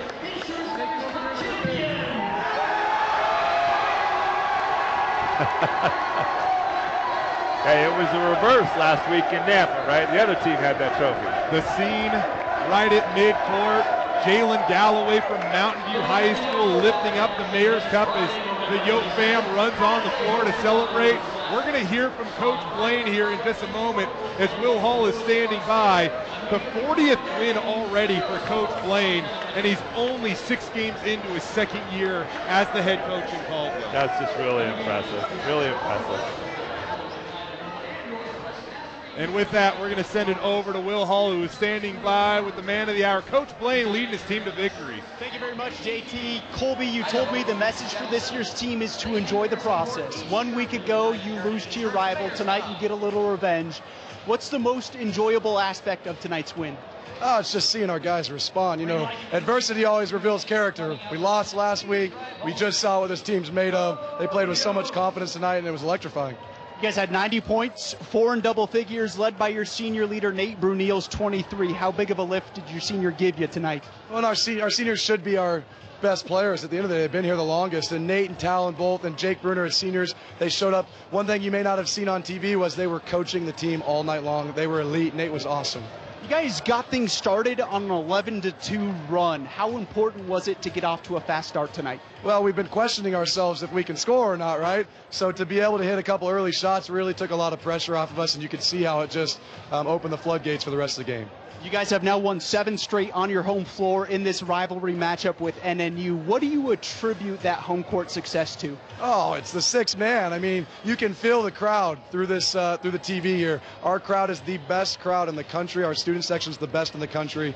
We're 95-11 at home in the last 6 years. It's because of them. Colby, thanks for your time. Congratulations. Thank you. Appreciate it. JT, we'll send it back over to you. I mean, those aren't just words. The Yotes absolutely back it up with action as they continue to defend their home court time and time again. Coach Blaine talks about being legacy-driven, wanting to do things the way Garson did it, but having his own spin. I can tell you Coach Garson is in California tonight, and he's awfully proud of Colby Blaine. We're back to wrap this up right after the break.